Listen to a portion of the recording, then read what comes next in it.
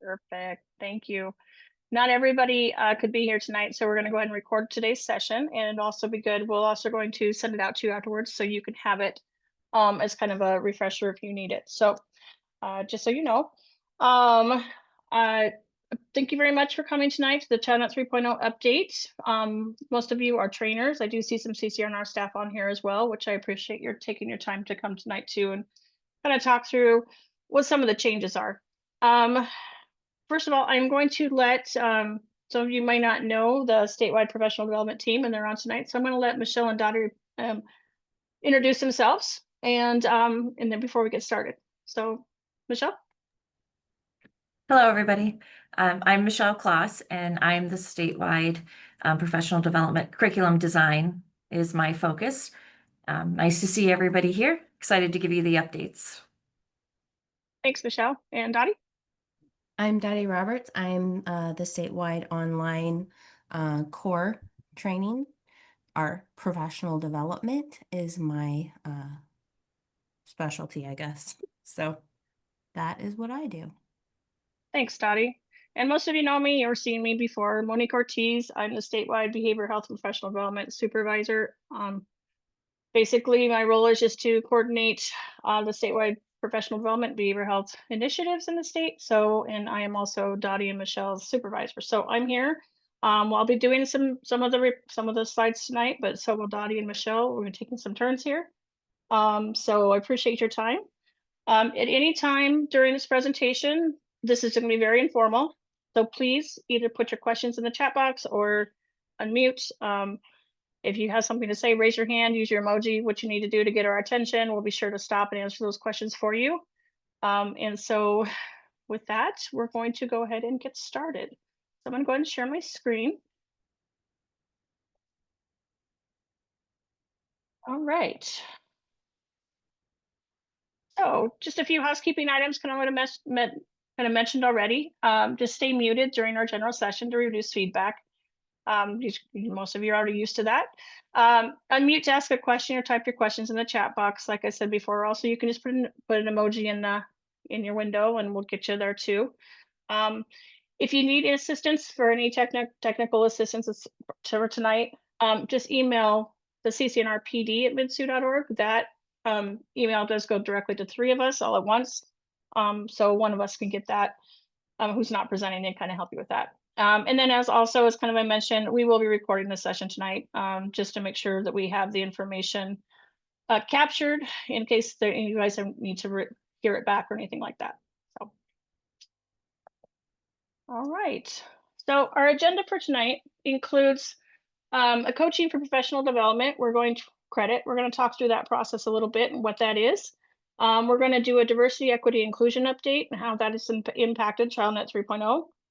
We're going to also talk about some ChildNet certification changes that are occurring, which would include also the adjustment of some training hours and access to materials. And then also we've had some changes to the certificate process, and then also some changes as to how ChildNet is being delivered, either regionally or statewide. So we'll kind of go through those. And then there's going to be some updates to ChildNet in FY27. So we're going to be taking this year to kind of walk through, prepare for that. So kind of give you an idea what that's going to look like. And then just talk about a few trainer expectations that we have for you moving forward and some next steps. So, all right, so first we're going to talk first about our coaching for professional development credits. And just real quick, can everybody see my screen okay? Give me a thumbs up, we're good? Okay, just want to make sure we're get started. Okay, so some of you may heard that we are now offering, HHS is now offering credit for coaching. So that's seat credit hours for coaching. And so really what that is really coaching is that additional activity that a coach or a consultant who goes alongside the provider and really helps initiate some quality standards and the training skills within the training. They really use that assistance to really build your skills and knowledge on specific concepts. And so, for instance, like environments, if they're really looking at, there's something in your environments you need help with, we go in and we kind of assess that and then kind of give some tips and tricks on what we can do, some strategies to help improve the quality on that. The implementation is around practice-based coaching, which some of you may or may not be familiar with, but it includes the observation, goal setting, action planning, and reflective feedback. And so just so you have a little bit overview of what that looks like. I'm not going to go into in deep of what that really is, but this is really just more for your knowledge. So if you get asked questions during a training, you at least have your broad knowledge, right? Of, yes, I've heard it. Yes, I know what it is. You need more information, talk to CCR&R, right? So, so that's really kind of what I'm really giving you an overview tonight. But why is this occurring? Because HHS is allowing child development home providers to earn clock hours for the time spent with the coach. And so as of July 1st, new childcare center licensing regulations came out. And while this homes is not quite updated yet, they didn't feel right that the center said, yes, centers, you can now get coaching for credit, but homes can't. So they're kind of grandfathering that in this year, and we're just allowing it just for ChildNet on the ChildNet series for homes. And some of you may be aware too that in the last 2 or 3 years, we have piloted coaching with on the ChildNet series previously. While that's similar to that process, the concepts are still the same. It does look a little bit different for credit. So if you had been an instructor for that training, you're going to see some differences a little bit on how that's implemented. So, but that's really kind of the why as to how it came about. So what do they need to do? So providers must complete a ChildNet 3.0 series to be eligible. Number one, you gotta have that content knowledge first, right? So you must also be registered with HHS, and then you can apply through the behavioral health webpage. And I'm gonna hope that my link works here. And you're gonna see here that there's a behavioral health services page on our website now. And if you scroll down to the bottom, here is where you can ask for support, where a provider can go and ask for support. So they can put their name, their email, phone number, and the request. And in the request, you'll see it's behavior related or coaching related. You'd have them select a coaching related, put their other information in there. And then in the option, they would just say, hey, I heard about ChildNet coaching. I'm interested, and hit the submit button. And then what happens with that is that message actually comes directly to our statewide behavioral health team. And then we facilitate those requests into the regions as appropriate. So I gave you that information just in case it comes up in the trainings when you're at, and they're like, hey, I was really interested in that coaching. How do I get there? And now you know, it's through the behavioral health page. So the child care consultant will be coaching through the process. So as I kind of said before, it kind of starts with the statewide behavioral health team, and then it trickles down into the regions. And so they really work with the consultant in the area to become the coach. And then just also note, though, that this does not replace ChildNet certification. ChildNet certification does still exist, and it will continue to exist. Coaching for credit is completely different, completely separate set of forms, completely set of processes, everything. So this is something in addition to. And we'll talk a little bit about that complication a little later because it does complicate things. But basically, participants will earn 3 credit hours in addition to the hours completed in the series. So if they go through a coaching cycle with their coach, they get 3 credit hours per registration year to use towards their licensing. Now they aren't required to do any more in their licensing hours. They still need 12 hours a year, but now they can use 3 of their credit hours, not just through training, but through coaching instead of just taking some training. So, and then just like I said, they count through half of the required registration hours. So you can use up to 6. So they can do two coaching cycles and use 6 hours of that training credit, what they're required to do. So, which is actually quite really nice that we're able to do that. So what really more about the how is what does that look like? Your CCR&R coach or consultant will assist providers with what they're called guided action plans. And the topics covered in this guided action plan are going to be on session 3, developmental monitoring, session 4, curriculum planning, session 4, extended conversations, session 5, environmental design, and session 6, mealtime practices. So I'm going to kind of show you I don't know if it's going to come up or not, but I'm going to show you an example of what that could look like. Whoops. Sorry, don't scare it with my desktop, please. He's looking at it going, oh my God, what'd you do? There we go. The extended conversations. Okay, so I need to get this box out of my way, sorry. Let me zoom this in a little bit so you can see it. So basically what we're doing is we're taking, and this is just a sample of what it could look like in the ECPBIS world. So we don't have the one for ChildNet quite created yet. So I just kind of want to show you what it looked like. So you can see there they have a goal, which is you'll have extended conversations with at least 3 children during centers, the child outcome, which is a positive relationship, and then the different action types, action steps that are going to occur. So they'll determine the day in which the extended conversations can occur, they select time of day to target, ensure there's materials, and plan the strategies to engage in extended conversations. And so you'll just see as all goal setting sheets are, all the action steps are written out there. And then down at the bottom, you'll see the implementation of the action steps of implementation that need to occur, and then what progress you'll need to make with the goal. And so this is going to be this will be what all of our guided action plans look like for any series. Just the topics are just going to change. So anyway, I'm just showing that as a brief overview so you know what that looked like. You don't need to do anything with it. Our CCNR staff is being trained in it in a couple of weeks.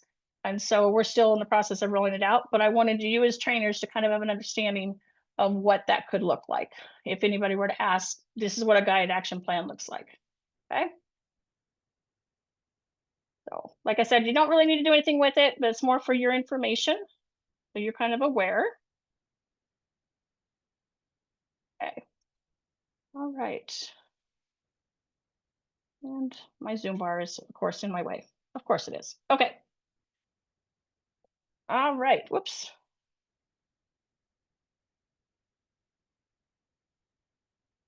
Oh, seriously, where'd it go? Come back here. Sorry, lost my place. Sorry about that.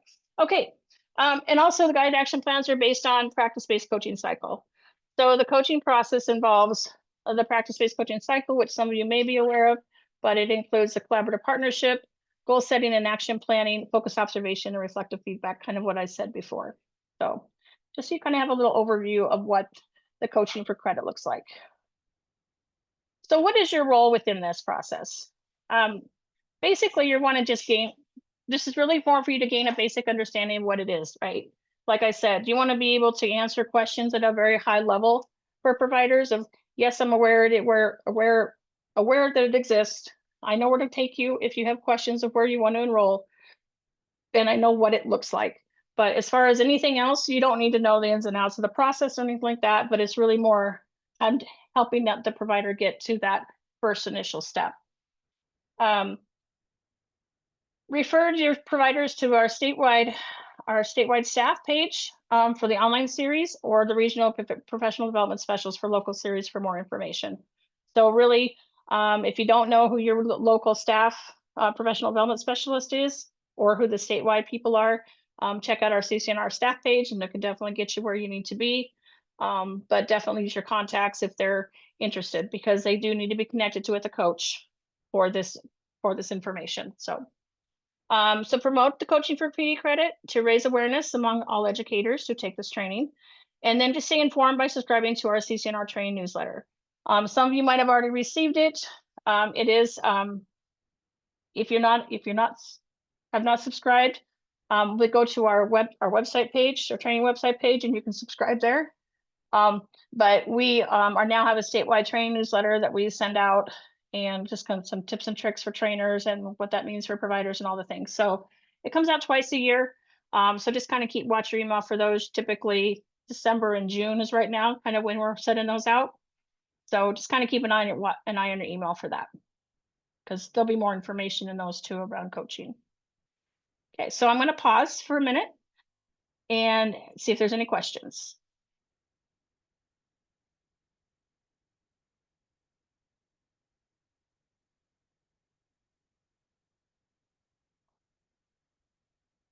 Okay. All right, very good. All right, so we'll move on to diversity, equity, and inclusion. Okay, so the hot topic for this year. As some of you are aware, federal legislation has come down and with a new president around diversity, equity, and inclusion. Just it kind of hits us because we are a training organization that does offer training to all audiences, and so we have to be very cognizant of that legislation. So, but I want you to be very clear right now that we do not view ourselves as experts on this theory at all.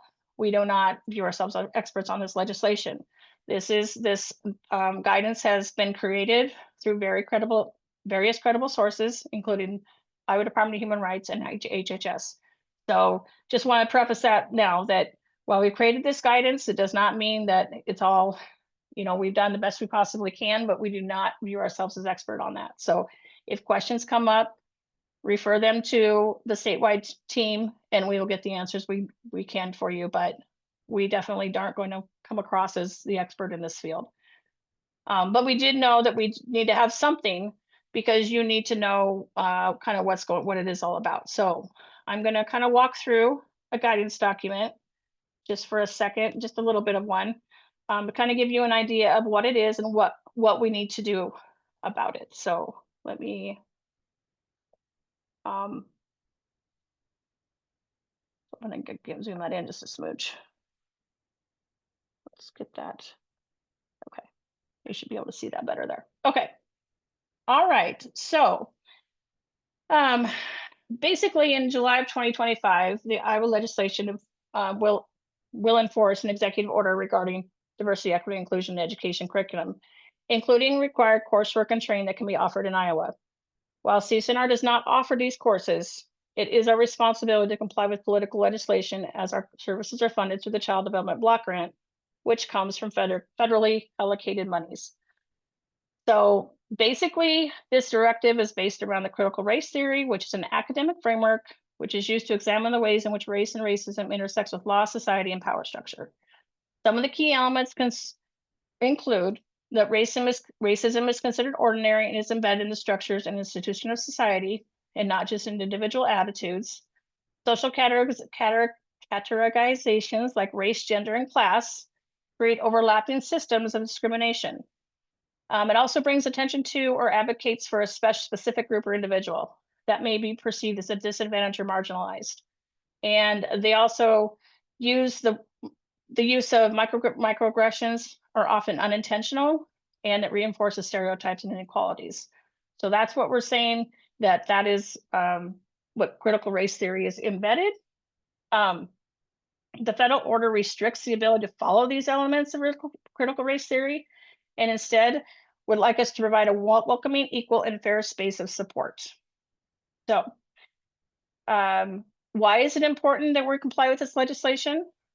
Because CCNR receives federal funding through the Child Development Block Grant and the Iowa Health and Human Services. So it is very important that we comply with political directives and impact the services we provide. So, so as far as how does it impact us, we're going to kind of go through, you'll see there's a list of trainings here, but ChildNet 3.0 is definitely one that has been impacted because of session 8. And we'll talk a little bit more about that in a minute. But when ChildNet 3.0 was updated back, it's been 5 years ago now, it was a request from HHS at that time that we do embed some culture content in that series. And now, obviously, that directive has changed. And so we'll talk a little bit more about that change here in a minute. So what have we done?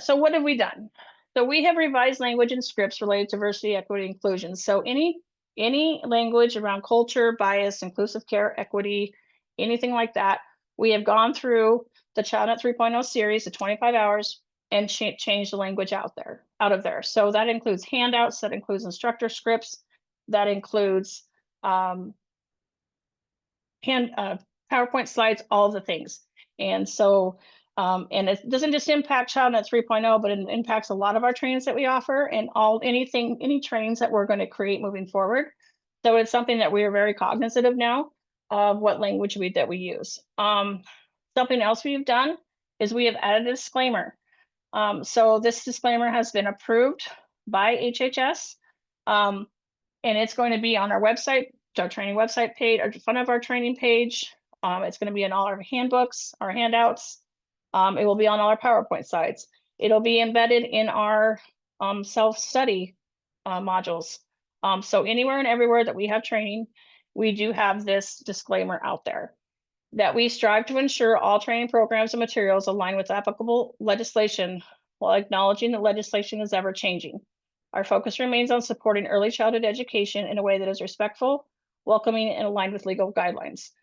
So you will see this, and you'll see this quite a bit, a lot of across the CCNR platforms, especially in round training.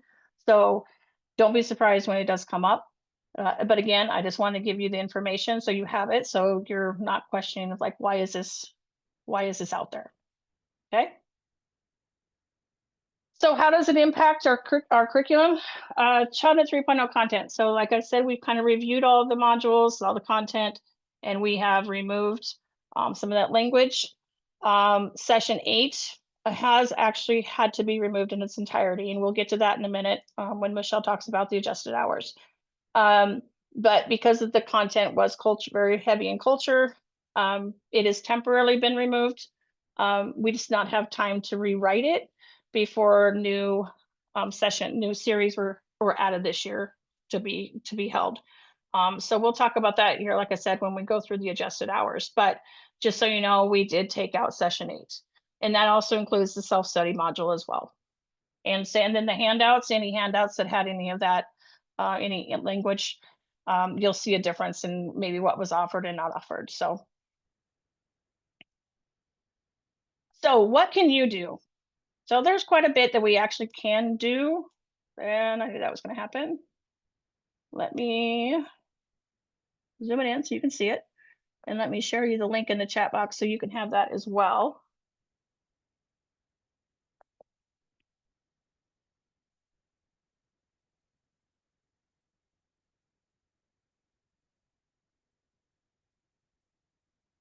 Okay, there's the chat, there's the link. So there's quite a few things that we can do as a training organization, and some things you're going to see are some that maybe us as a statewide team that work with CCRNR and things that you as a trainer can do as well. So while this may cause some challenges, and it was kind of a big ask, there are things that we can do to create a welcoming and fair learning space for our participants. So first, create a safe and open environment where everybody feels comfortable, right? Let them be able to express their thoughts without fear of judgment or retaliation. You can do this by achieving through clear guidelines about respect and empathy in conversations. So maybe in your welcoming and in your housekeeping at the beginning, just say, hey, we're going to have open conversation, but we're going to be respectful, and we're really going to encourage others to listen, and and then you can manage it accordingly. That is something that it's going to take a little bit to kind of get used to, but you can be in control of that. Don't let it get down too much into a rabbit hole too fast, because it can be really hard to dig out of it. So, but I would just really trying to encourage that, creating that safe and open environment. Obviously, there's got to be boundaries with that. You can't let them just go completely crazy, but at least being able to have the conversations. Because we work with a population that works with families, we can't not have the conversations, right? So there's beliefs out there. People provide care with their beliefs and with other people, and supporting families too. And so we do have to have those conversations, but there's got to be a balance of welcoming and safety as well. So as you need help with that, make sure you reach out to your professional development specialist or one of the statewide team, and we can definitely help you through those. We can also integrate diverse perspectives into the curriculum. So we will need to when we write the curriculum, so we need to make sure that they have a variety of voices are being heard, right? And that we're hearing from all walks, not just one culture, not just one voice. So make sure every racial, ethnic, gender, and cultural groups are included to broaden perspectives. We can also use relevant materials that connect to all learners' experiences, right? So make sure we're being really diverse in our examples, and really diverse in the materials that we're providing. Something else we can do is facilitate constructive conversations through guided questions, which promote critical thinking. Sometimes the guided questions are a really easy way to have a conversation to get them thinking versus us talking at them. We're getting their experience, right? And so, but really, again, harnessing that respectful dialogue. But it's also important too to acknowledge when those conversations do go awry. Things happen. We're human, right? But let's take what steps are we taking to repair the harm and facilitate reconciliation. So, if something does go a little wonky, not a big deal. Let's figure it out and we can move on. So, again, that's where your support from us and from your regional professional development specialist can help. Also provide self-reflective activities for learners to encourage critical thinking. So let them, introduce concepts. Like I said, we work with families, we work with providers that work with families. So there's going to be conversations about their care and about the different beliefs they bring into the care for children. So allow them to question assumptions, but in a respectful way. But then we also want to avoid some terms too, right? That do not welcome belonging and fairness. So and replace them with neutral languages is what we've really done through the content. And you'll notice there's some things. So culturally appropriate, cultural bias, implicit bias. These are the words that we're staying away from. Racism, racial inequity, all of those things, right? We want to make sure that we are staying away from those. We're having broader conversations. And so again, if you're needing some help with what those could look like, you just make sure you reach out to us and we can help you through that. And then avoid bringing attention to specific groups through contents or charts. So examples may include feeding routines on comparisons of specific groups. If you're comparing what Hispanics may eat versus what Asian population may, right? So we don't want to do that. That's calling out a specific group. We also need to be very careful about calling out high levels of expulsions due to behaviors because of race. So I think those of you who are ECPBIS instructors probably understand kind of where I'm coming with that. But there's a lot of times that they like to do those inequity studies and put those things out there, which is great, but we have to stay away from it. So we just don't want to make sure we're not calling that out either. Also avoiding the images that highlight one group or another or in a negative context. So if you're seeing images like that, kind of stay away from them. Try not to bring attention to them. And then include multiple means of engagement and expression to meet varied abilities and learning styles. So as always, when we work with adults, just make sure we're really being cognizant of that, of what their needs are and adapting accordingly. So that's a lot. And I know that's a lot, which is why we put it on paper. So you can take that back and kind of think through it a little bit. That is something, again, that we can support you with. So make sure you're reaching out with questions. And if you need more guidance, or if you have a conversation that just goes completely awry in a training, be sure to reach out. It's okay. We're all in this together. We're all learning this together. The most important thing to remember is that we're just trying to create a safe and open space for everyone to come in and learn what the content that we're to deliver. It's still incredibly important. So we try not to focus too much on it. Just, I think sure a lot of you are doing it without really even thinking about it, to be fair. So without, already using the correct terms and having those great conversations already without even thinking about it. Now we're just kind of calling those things out. So, but just like I said, reach out if you need any help. So we'll be sure to help you with that. Okay.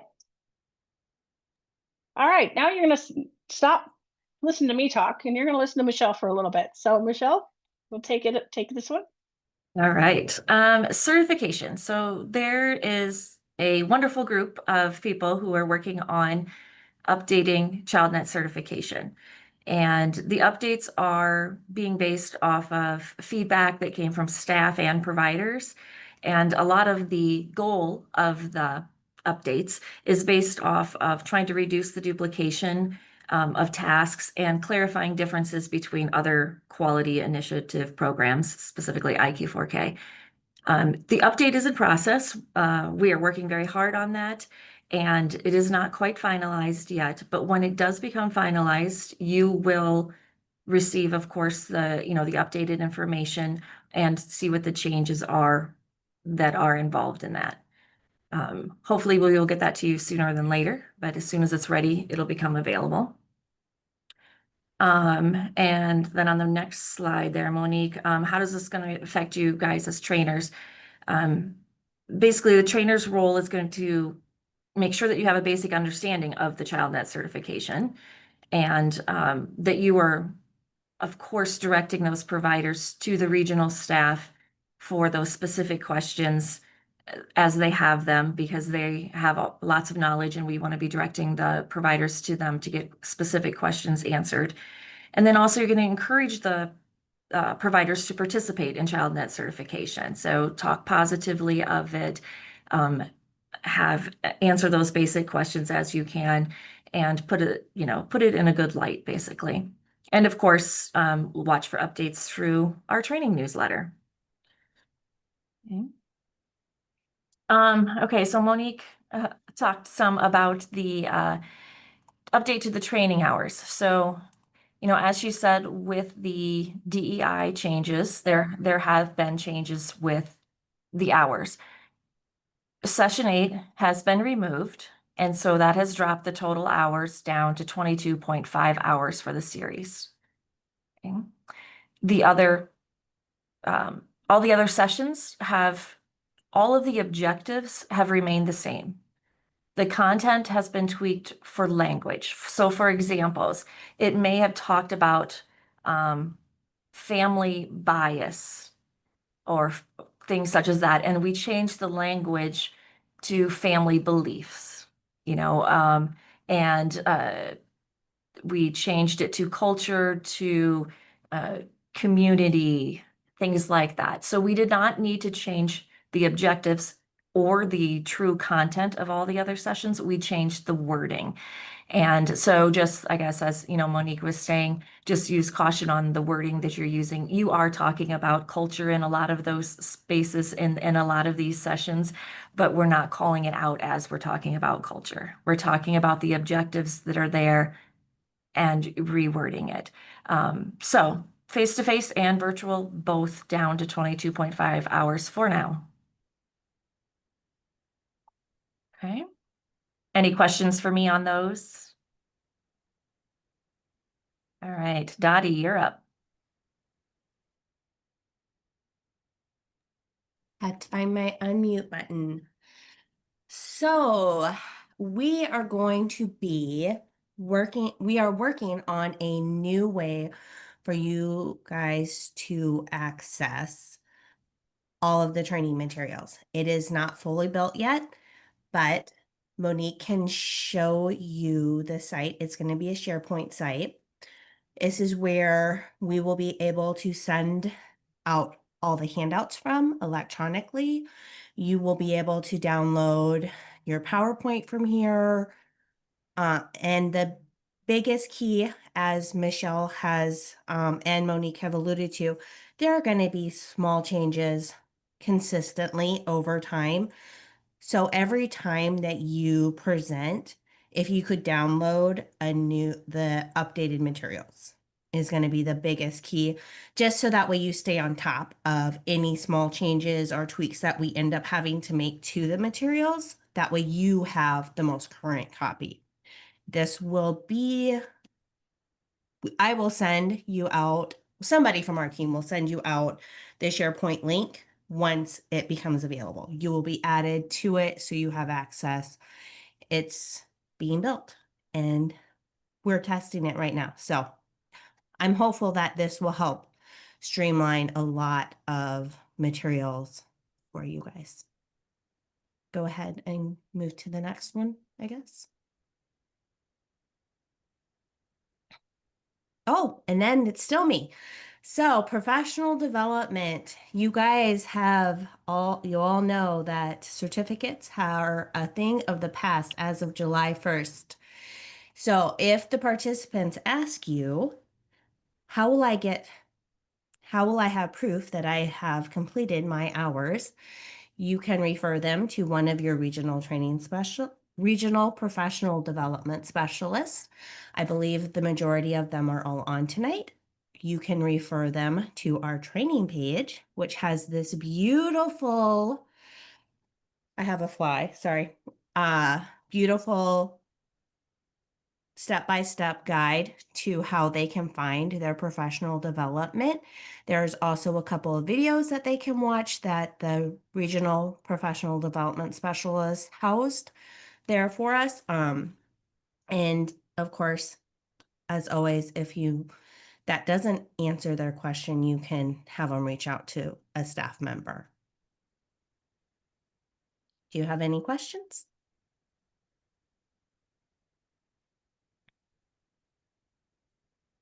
No? Okay. I think that's, oh, and I think Right. this was back to Monique. Yep, back to me. So thanks, Dottie and Michelle. And if you think of questions later on, just drop them in the chat box or send us a quick email and we'll definitely get those for you. So get those answers to you. So, okay, next we're going to talk a little bit about regional versus statewide delivery. Most of you have been around long enough to know that we do have the two. So, but just so we can kind of give you an idea, because there has been some changes at the regional level a little bit of what that really is. So at the regional level, we are going to be offering only the face-to-face ChildNet. Okay, online ChildNet, it's all statewide. Virtual and stuff, virtual and self-study option, that is statewide only. The regional do the face-to-face. There are with the regional pool of providers and scheduled based on need. So if you're seeing there's a pocket of child development homes in a certain region that need this training, then they're going to put most likely with recommendations from others, look at possibly put them in that pocket, right? And so it's really going to be based on need. It's going to be based on what's out there. So maybe we don't have a lot of people that need it, and so maybe they don't offer a ChildNet series in that year. I don't know. It's just all going to depend on kind of what their training plan looks like, because it's pretty flexible. Because now that all the core series online have been moved to statewide, they have a little more flexibility in what they can offer. So it's really going to depend on the need that's out there. The other thing about the regionals is there is a material kit for small and large group activities, where in the online there is not, right? Because we do, obviously it's all on demand, so we don't have those, and that's why we have those the self-study activities built in where there's assignments.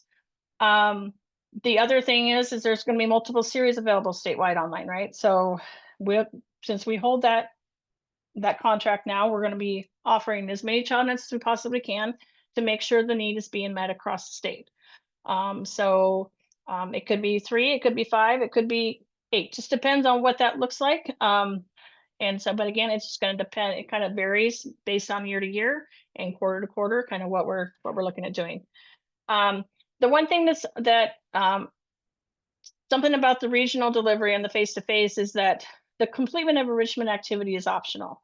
Whereas with the statewide and the online, they do have to do assignments to get credit. So there is that difference as well, which for those of you who have trained the online, we do make the determination that they can't take a part of a regional and take a part of a face-to-face and take part of an online for that reason. They're just too different in the way that they're delivered, even though the content's the same. And so that's why we keep them separate. But then both of them, if you whether you take a face-to-face or you take an online, they are eligible for coaching and certification. So just like we talked about before with coaching for credit, they can definitely get coaching for credit for that. And for certification and participating in IQ4K as well. So all the things are all still tied together. It's just a little different in the delivery. And I do want to make a note, because I don't think I said it earlier. The ChildNet coaching isn't quite available yet, but they can still go online and register if they want to, and we'll just send emails out letting them know when it's ready. So we're still working on, like I said, we're still training staff on it. So I would anticipate, so we're still here in the next few months. We're still working out the details. But it doesn't mean they can't go on and register. We just may have to give them a little timeline to say, hey, it's not quite there yet. So, but it will be soon. So just in case anybody is asking on that. Okay. So your role on that is really just to stay up to date on course content changes. So kind of like we talked about, downloading that. We may be making some small tweaks to the content kind of as we move forward. I hope not too much, so we're not having to worry about it too much. But as Dottie mentioned, if you could go in and just download the content again before every time you train it, that would be the most beneficial. Just because as we make changes, we're just going to make changes and replace. And so it'll just help us not having to send out communication every time we do that. So if we just go in and update those, that will be helpful for us. So request assistance from either your statewide or regional professional development specialist to navigate delivery challenges. Check for clarification on details around ChildNet coaching and certification as needed. And then again, stay updated on our training newsletter for any of that information. So. All right, so upcoming FY27 updates. So we've kind of talked a lot about ChildNet certification, ChildNet coaching. We've talked about having to get rid of session 8, all the things, right? It's kind of making a little bit of a hodgepodge, so to speak, of ChildNet at this point. When we were told that ChildNet is going to be part of the curriculum, is going to be for coaching for credit, I sat down with the PD team and we sat down together and looked at what is currently being offered for certification and what is currently being offered for coaching and what additional documents are going to be needed. And I'm going to tell you, I won't do that to a provider or to staff or anybody else. There's too much of one and not enough of the other. And it was a lot for me to digest, and I'm creating it. So we decided that in the next year or so, we're going to figure out how to streamline that process, right? We don't need 15 forms out there, 8 of them for one and 7 for another. That's crazy talk. So we're not going to do that to anybody. So that being said, we are going to take this next year. We're going to do some needs assessments. We're going to really look at certification. We're really going to look at coaching. We're going to look at the content, and we're going to figure out what is feasible, what's not feasible, what changes need to be made. Do we decrease the hours? Do we increase the hours? Do we break it up differently? Do we offer different topics? Don't know what that's going to look like at this point, but do know that it's going to probably change quite a bit to more of a 3.0, probably a 4.0 at this point. We were kind of hoping not have to do that after this 5 years because we've been trying to keep it updated this way. But with all the changes that have happened with the DEI plus the registration comms being updated, plus certification and changes, it's unavoidable at this point. So instead of trying to keep everybody updated on all the changes, we're just going to change how ChildNet is being delivered. So just so you know, that's not taking place anytime soon, because FY27, which starts in July 1st of next year, in a year from now, we'll start redoing the content. But just so you're aware, those things are going to be taking place, so that we'll have another streamlined ChildNet course. And who knows, by then something else could be sending it into shambles. So who knows? But with that much stuff going on with it, we just wanted to be cognizant of being respectful to everybody, and the system itself probably needs to change a little bit. So we need to look at that a little bit closer. So just to give you an idea of why that's happening. Okay. Now we're going to talk a little bit about some trainer expectations. So this year, one of our goals as a professional development team is really to be focusing on engagement with our participants. So we really want to focus on those different strategies to meet adult learner needs. So promoting a safe space, a safe learning space. We kind of talked about that a little bit earlier, right? Validate their experience as a basis for connecting concepts. So using their experience, asking their opinions, letting them share, having those deep, rich conversations that they can learn together. Provide solutions to common barriers. A lot of the times, our providers come to training because they have a problem to solve. So how are we going to meet that, right? How are we going to help them solve that problem? Ask questions about what they want to learn. If there's a topic that you need to want to do a little deeper dive about, let us know. Let us build that into our catalog of training so we can really dig into and meet that need, right? Explain the why. Explain why they adults need to know. I'm one of them. We don't like to tell people what to do. We all need to say, okay, this is occurring because, and that seems to hit a little bit softer blow, right? Especially when we're making changes to things that can be kind of uncomfortable. And then involve them in their learning journey. Just respect their inputs and know that this is their learning journey, and we are just there to help facilitate that. There's another thing we're really going to be focusing on this year is really using the variety of learning tools. So the whiteboard, your Kahoots, your Mentimeters, your polls, your evaluations. And so you're going to see at the trainer update in August, we're going to have a little bit more discussion about that. But really utilizing the tools that we have out there and really getting the feedback and really engaging their learning is really what we're going to be focusing on. So just so you're kind of aware what that looks like. But something else that we're going to have a goal on is really about making sure that you have everything you need to set up be successful to train the training. So a couple of things for that would be to when you're to prepare is to download your PowerPoint before each session. Make sure that that's ready to go. Review it and note any updates. Plan those engagement activities. What are we going to do to engage? Do I need to switch it up a little bit? Who's my audience, right? Practice your technology. Sometimes some of the videos may not be working or whatever, but make sure you know that before you get into it, because then you don't have to finagle. Then also make sure we have a contact list of notable contacts for providers to reference, like your nurse consultants in your area, or statewide. If you need a statewide map, we can get that for you. CCRNR, who is your CCRNR state contacts? Where on the website can they go to find that?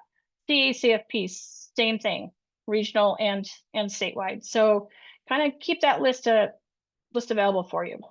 And then also something to do when you prepare is really welcome those providers to the series. So send them an email. Or some people even send a video. Hey, just let you know who I am.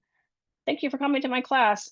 And we really want you here, and really excited to have you for the next 10 weeks or whatever the case may be. But really just a little touch, a personal touch to say, hey, I'm your trainer and I'm excited to see you. So and then some things you can do during the training is just to allow ample time for setup, right? So nobody likes to be rushed. We've all been there, right? We're in a hurry, but when you half the time, if I log on late, and I'm most times than not when I have problems with technology. So give yourself plenty of time to work out the kinks, right? And organize your materials so that you set yourself up for success. Also, make sure you have housekeeping items. So going through the expectations of learning, make sure that they understand they have their links, or if you're face-to-face, where the location is. Doing some housekeeping around the expectation around webcams, right? If we're online, and just knowing what our expectations are from CCRNR is really helpful to be able to translate those. And then share key contact information from that list that you made, from your CCNCs to CCRNR to CACFP, right? And anybody else you may think is relevant. So if you're in a topic around the language and literacy, maybe you have a really cool program in your area that you feel like would be beneficial, that in a library or somewhere that has a great set of books. I don't know, but that would just be something that you could do that's very specific to that region if you're in a face-to-face training. Something else you do during the train is complete attendance. That piece is obviously very important, especially now that we're not doing printing certificates. It will all be through iPower, so we need to make sure that attendance is accurate, and then provide those next steps. So follow up with at the end of every session and say, hey, don't forget your enrichment activity, connect with your consultant, really encourage those relationships, because right now their consultant is going to be the person that's really going to be helping them through the coaching and certification, if that's what they're choosing to do. So really be advocating for that and getting them to understand the importance of that piece. So All right. All right. So next steps on that, Michelle. I think you're going to take this next one. Yeah. All right, so August 8th or 9th is the Trainer Professional Development Day. So make sure you plan on attending one of those two. Once you receive the link probably from Dottie about SharePoint being ready with the PowerPoints and the materials, make sure you go in there and understand how it works and things. It's pretty self-explanatory from what we've seen, but still it's new. So take a little time to explore that and make sure you know how to access that. And also that you know how to send the folders that will have the handouts in it to the providers. That will also come out of SharePoint. And as we mentioned, the newsletter, great thing to subscribe to. And then watch for other professional development opportunities throughout the year. I know Dottie has an exciting book club that she's starting, and then maybe other things too. So just keep an eye out for those kind of things as they come up.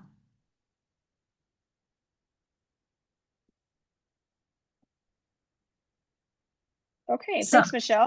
yeah, And somebody's got to have some questions for us. You guys are making it too easy for us tonight. yeah, we could have done that well without questions. I know it's a lot of information, but I'm going to stop sharing so we can see everybody.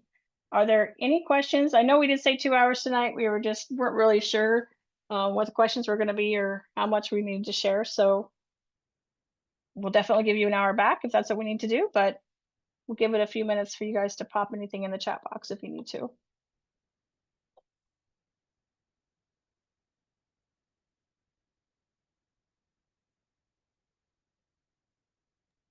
Do you maybe want to go over the expectations of the webcams of having your camera on in training? Yeah, we sure can. Dottie, do you by chance have an easy access to pull those up real quick?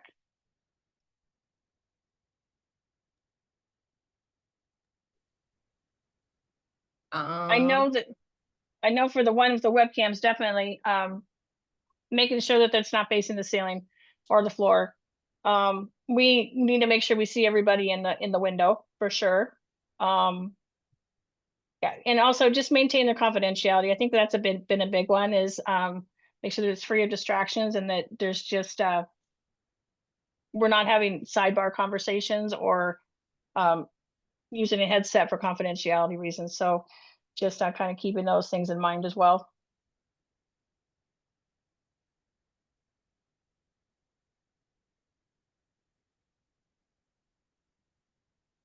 And Lori, for me, when I get into training itself, then I have questions and then we'll go back to the recording. Perfect, Lori, that's fine, absolutely. And that's why we're recording it tonight, because we knew that you might. And as you review the material, you're gonna kind of maybe see kind of where we made the small tweaks.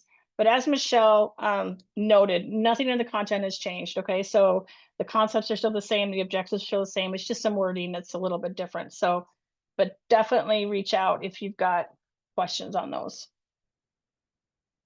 I appreciate that. So for the manuals that we already have then, are we going to be able to use those then? I just sent that question in the chat. That is a good question, girls. Look at you go. Hi, Liz. Yes, yes, you can use what you have.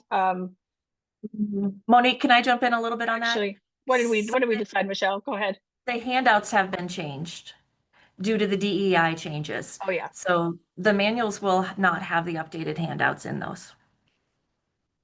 Will we be getting new manuals then? We will be downloading them from the SharePoint drive.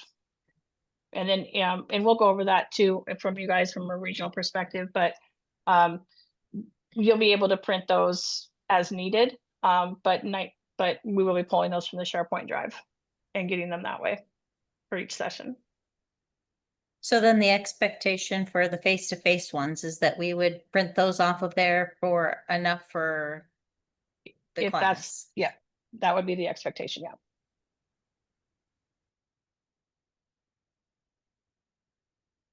But they did, yes, the manuals did change. And just so you know too, the summary within iPower is also changing.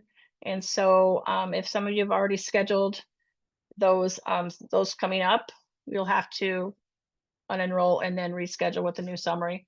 which should be shared with you if not already. So you may see that change come as well. Going back to the SharePoint, is that something where we could, do we have to print all of those off ourselves and then, or could we send the link to send the our link. participants via email so that they can print off their own as they want? Good question, Sherry. Yes, absolutely. That's the whole intention is they're going to have we're going to send you a link that you're going to be able to share with your people. And they can, especially for the online one and for face-to-face. And then you can, they can choose to print them themselves, or if you need a copy, that's where the regions can step in and help with that. But we will only be having digital handouts from here on out. So Thank you. yeah, good question. Good question. Sorry, we weren't clear about that earlier.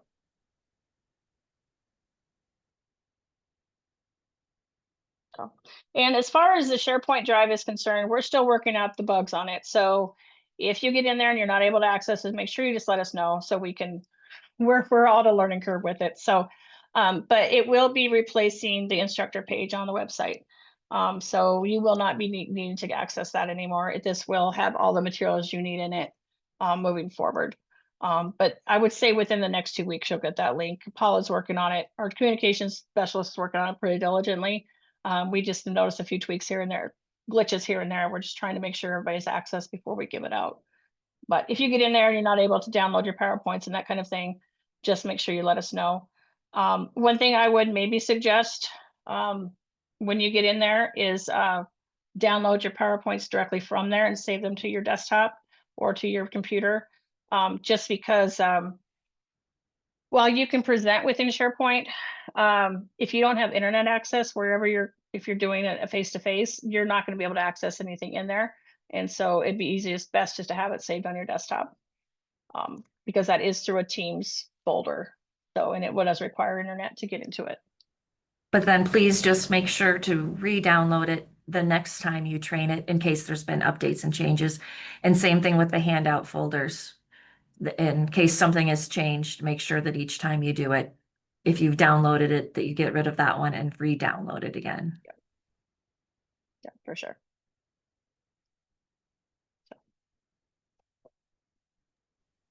Oh, thank you, Laura, for the expectations document. Perfect. I wasn't sure if that's what Jen was asking about. I know we've talked about expectations around that, so. That is exactly what I believe. Jen, is that what you were talking about?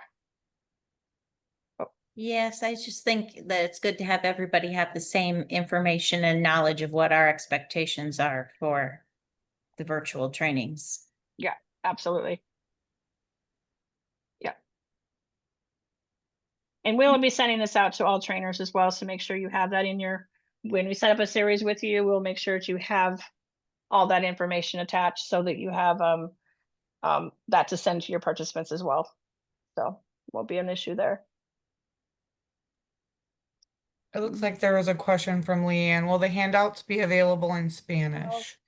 Good question, Leanne. At this time, we're not going to be redoing the handouts in Spanish just because there are going to be some changes to the content in the next year. So at this time, no. But if you have a need for something, as always, just reach out to us and we'll see what we can do. Okay. But we're not going to spend the time on it right now just because things are going to be changing, most likely be changing the next year or so. So just let us know ahead of time. Same thing with the PowerPoint. I know, where's she at? I know you guys do Spanish trainings in Region 4 specifically. So if you do need that translated for the time being, just reach out to, let Laura know so Laura can reach out to Melissa and we'll get that figured out for you as well. Okay.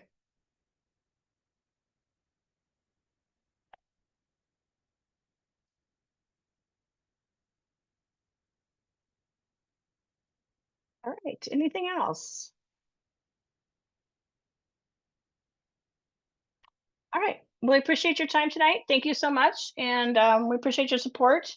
And I know there's a lot going on in our world right now with all the changes, but as always, just reach out to us when you have questions and we'll be sure to get you what you need. Okay. Thanks so much. Appreciate it.